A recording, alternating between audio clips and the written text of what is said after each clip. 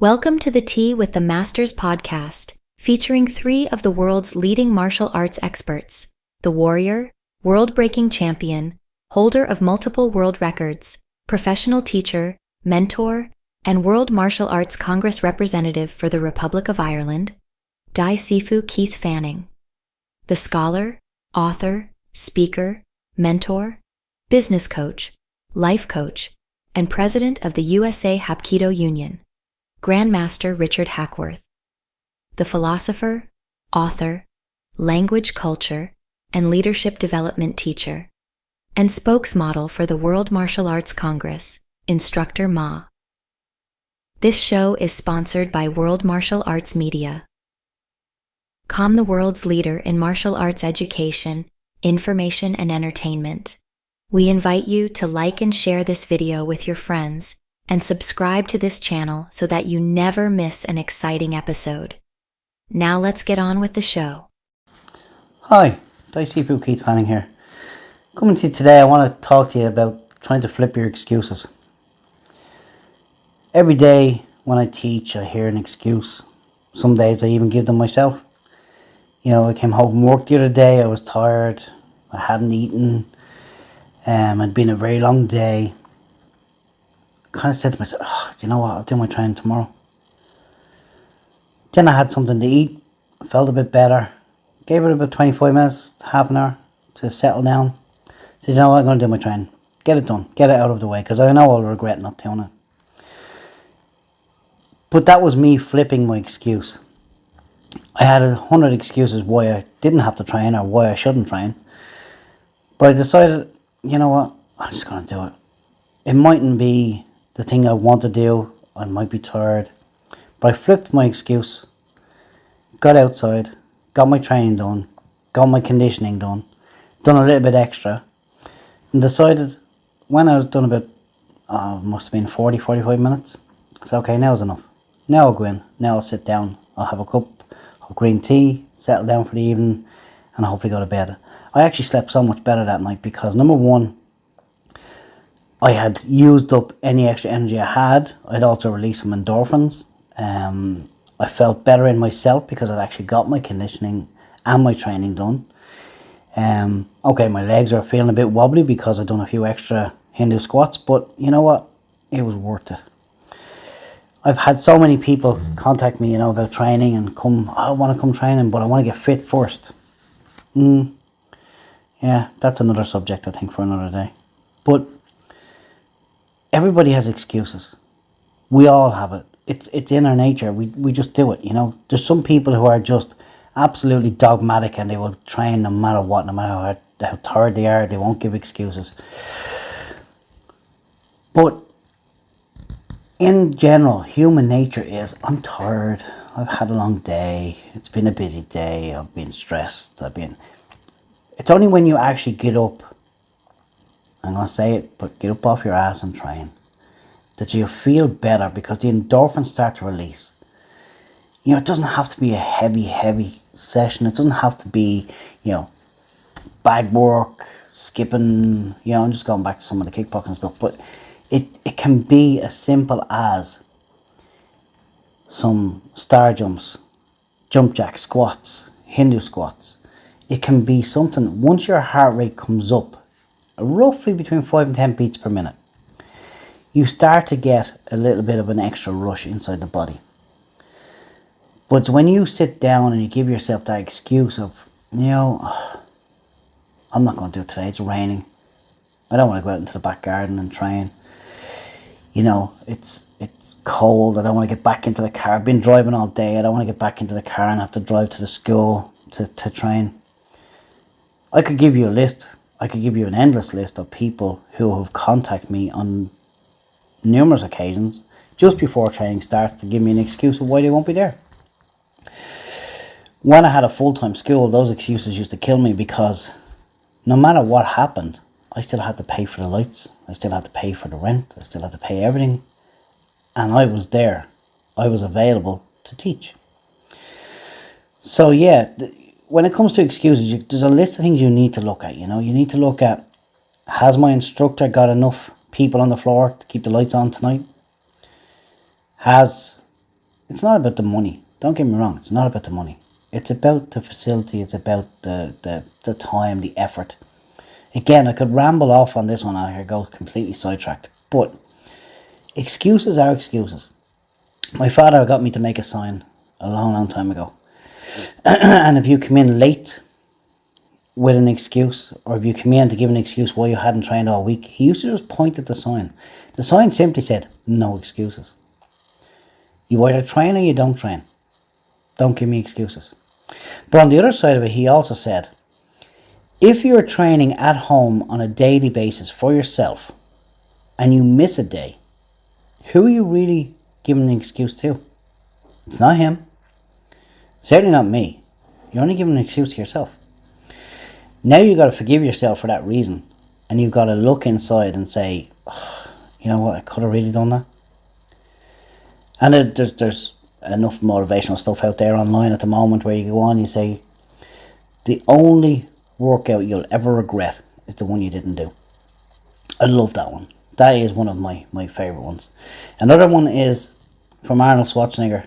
It was, everybody pities the weak. Jealousy you have to earn. Think about that for a moment. If you are at the top of your game, you train every single day, or, whatever, it doesn't have to be every day, but you train to the best of your ability. You want to be the best. You want the next guy to come in behind you, the beginner, to look up to you and say, well, I want to be as good as him someday, or her, or whichever. So yeah, they flipped their excuses upside down and they found a reason to train instead of finding a reason not to train. It's something that it hangs heavy with me, and I could talk about it all day. And I have done on different occasions with different masters and grandmasters where I've got to sit down over a cup of coffee or a cup of tea and talk about how to inspire yourself to push on and get that first step. All the motivational stuff that's out there, the hardest step in any journey is the first step. The first step of any journey is always going to be the hardest. We go on and on and on. But when it comes down to my training, I will find an excuse to train. Even on holiday, my wife to say to me, can you ever just go to a beach or a forest and not look at it as a way to train? No, I can't actually. I don't actually know how to. If we go to a forest, I'll end up doing Qigong. I'll end up doing some spiritual work inside it with the trees. When I go to a beach, I'll find stones that I can break. If we find a nice place, I'll try and do some Qigong if the air feels clear. You know yourself, if you go to a lovely forest and there's a sudden clearing and it's a beautiful sunny day, the air is crisp, why not do some Qigong? Take it in, breathe it in, it's there for you, it's free. It make you feel better. As I said, I could talk and talk all day. I'm going to keep it short because I don't want to bore people, but at the same time, if you want to get any more insights into this one, please contact me, reach me on social media, Sifu Keith Fanning. You'll find me Facebook, Instagram, TikTok. I think I'm actually on X, which used to be Twitter as well. But yeah, you can email me, sifufanning@gmail.com, or you can reach out and subscribe on my website, sifufanning.com. So, thank you for listening. Hope you get something out of this. I know I did. Thanks again. Ladies and gentlemen, boys and girls, children of all ages, it is time for you, yes you, to follow the world's leading martial arts profile at Instagram.com/WMA Media Official, where you can get the most motivational, inspirational, and educational advice from the world's leading martial arts organizations all in one place. Hello, I am Richard Hackworth. I am the president of the USA Hapkido Union. Over the years, I have earned the reputation of being a scholar of the history, culture, and traditions of the Korean martial arts. I hope that you will find my part of the show informative and educational. This part of the show is sponsored by www.usahapkidounion.org. So, let's dive into today's topic, why repetition is the heart of martial arts. Martial arts training can be a whirlwind of movement, strategy, and sweat. We learn intricate techniques, grapple with complex concepts, and push ourselves to physical limits.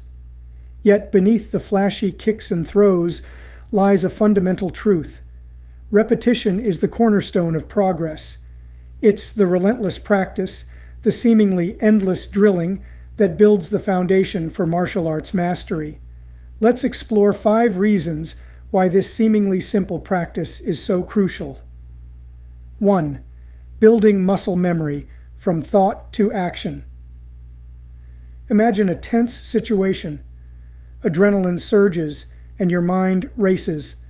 In that moment, complex thought processes become cumbersome. Muscle memory, honed through repetition, takes over. A punch you drilled countless times becomes an instinctive response. Repetition ingrains techniques into the nervous system, allowing them to flow smoothly without conscious thought. This is especially important in self-defense scenarios where split-second reactions are paramount.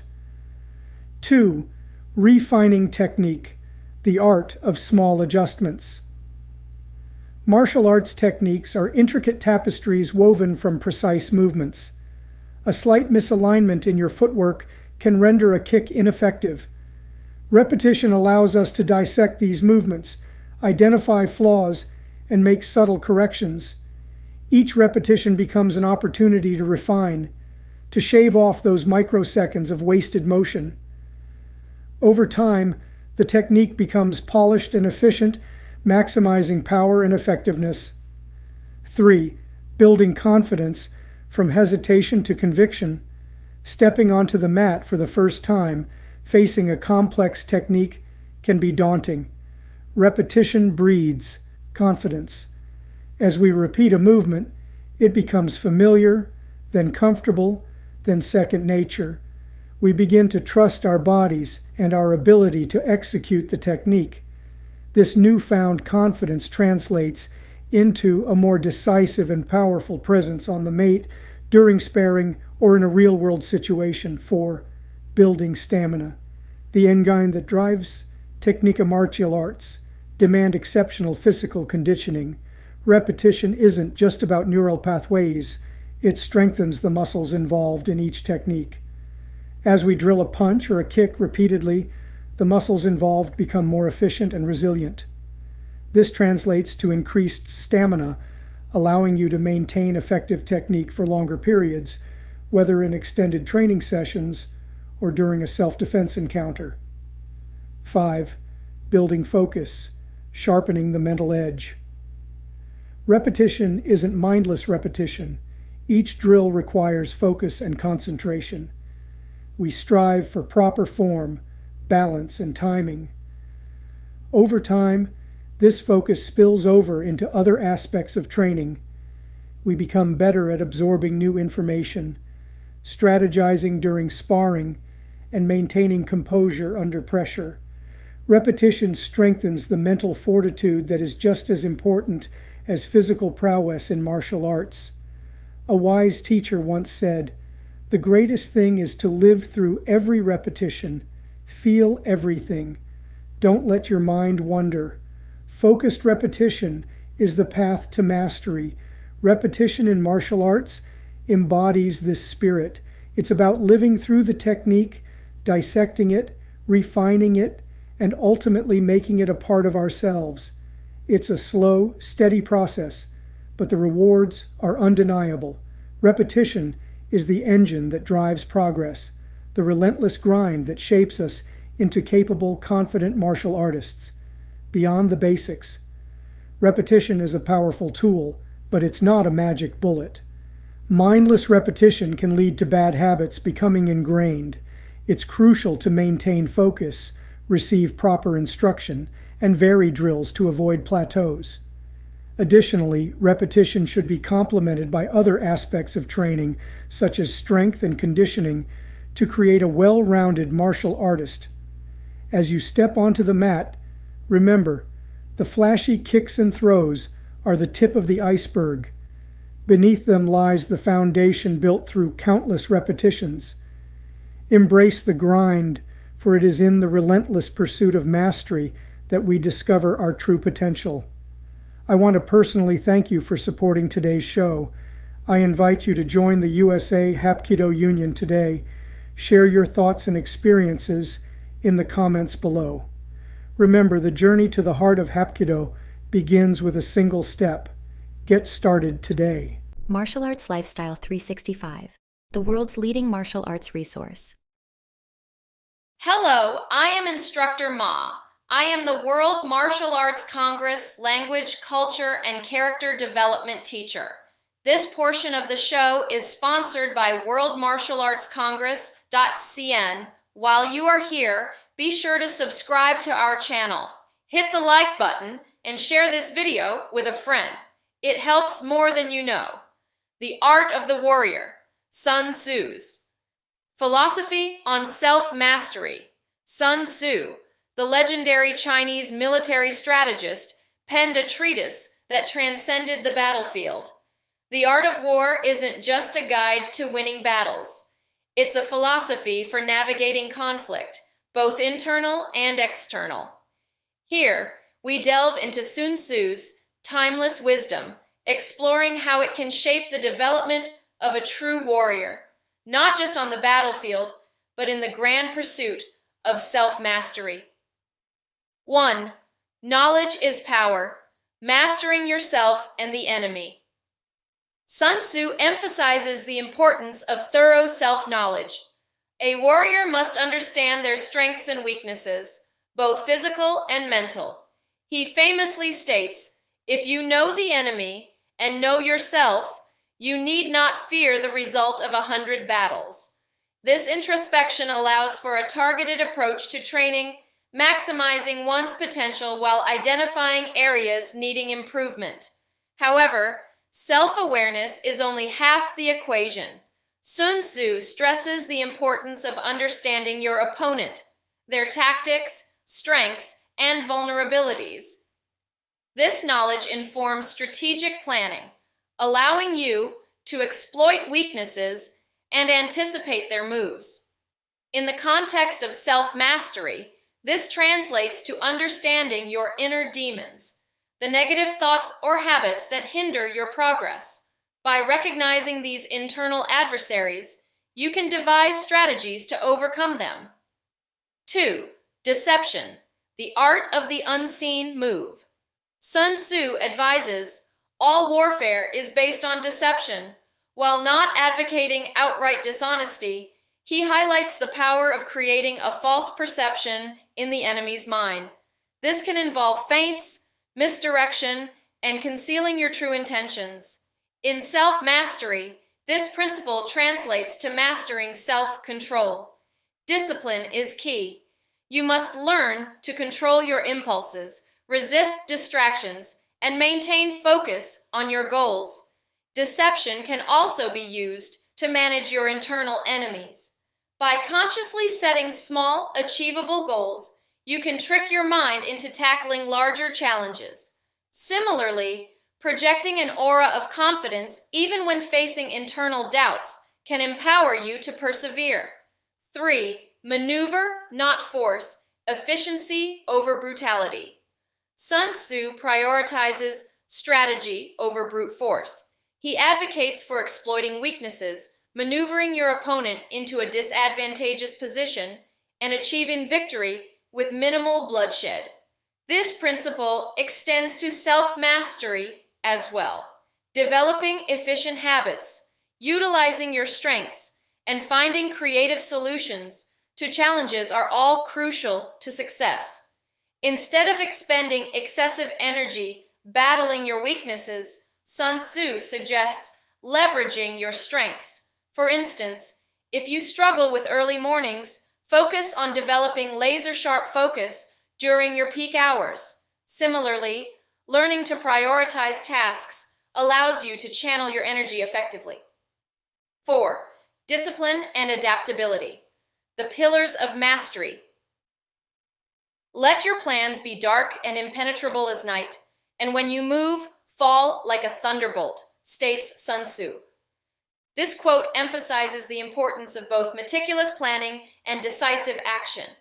Discipline allows you to meticulously plan your training regimen, set goals, and adhering to a consistent practice schedule. However, Sun Tzu also acknowledges the need for adaptability. He counsels leaders to be flexible and adjust their strategies based on changing circumstances. In the context of self-mastery, this translates to being ready to adapt your plans when faced with unforeseen challenges. Don't be afraid to alter your approach if something isn't working. 5. The victorious warrior wins without fighting. Perhaps the most profound aspect of Sun Tzu's philosophy lies in his goal: victory without conflict. He argues that the ideal outcome is to subdue your opponent through strategy, maneuvering them into a position where they have no choice but to yield. In the context of self-mastery, this translates to achieving your goals with minimal internal struggle. By understanding yourself, developing discipline, and employing effective strategies, you can overcome internal resistance and achieve your desired outcomes with a sense of control and purpose. Beyond the battlefield, Sun Tzu's wisdom extends far beyond the battlefield. It offers a roadmap for navigating the internal battles we all face.